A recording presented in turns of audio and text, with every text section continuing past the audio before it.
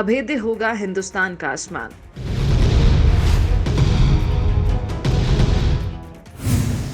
21 अप्रैल तक मिल जाएंगे 21 राफेल विमान।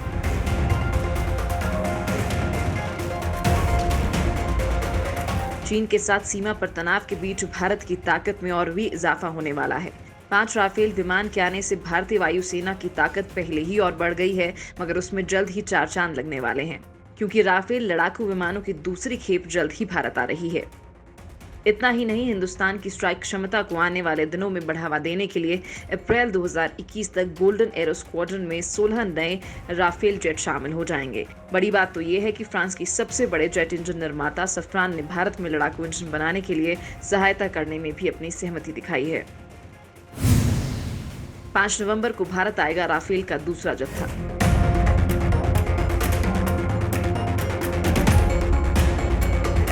दोस्तों, 5 राफेल जेट विमानों ने 29 जुलाई को अबू धाबी से अंबाला एयरबेस के लिए उड़ान भरी और उन्हें पहले ही भारतीय वायुसेना के स्क्वाड्रन 17 में शामिल कर लिया गया।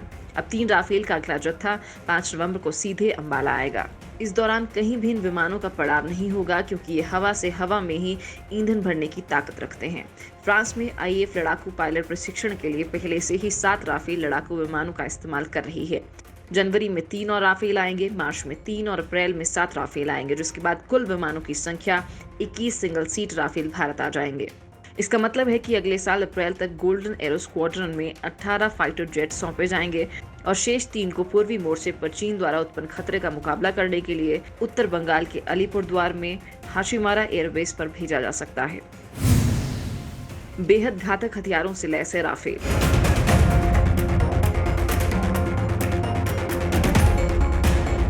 सभी लड़ाकू विमान SCALP air to ground cruise मिसाइलों के साथ मिका और उल्का एयर टू एयर मिसाइलों से लैस है।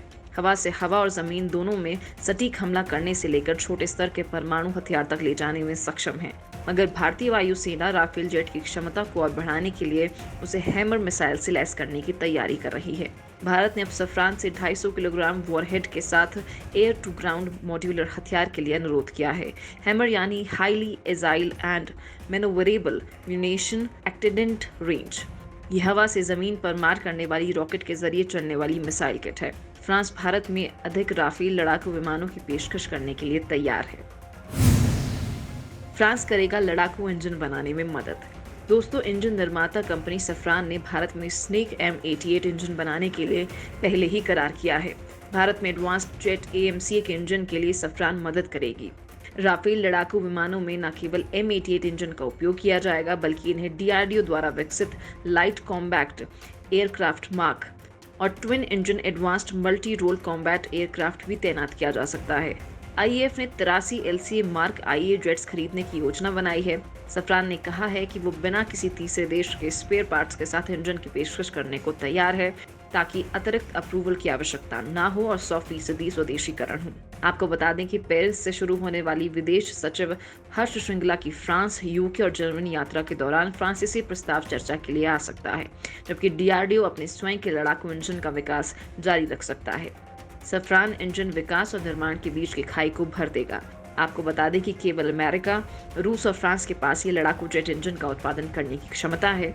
चीन अभी भी अपने जेट लड़ाकू विमानों जैसे कि J-31 और JF-17 के लिए रूसी RD-93 और RD-33 इंजन का उपयोग कर रहा है।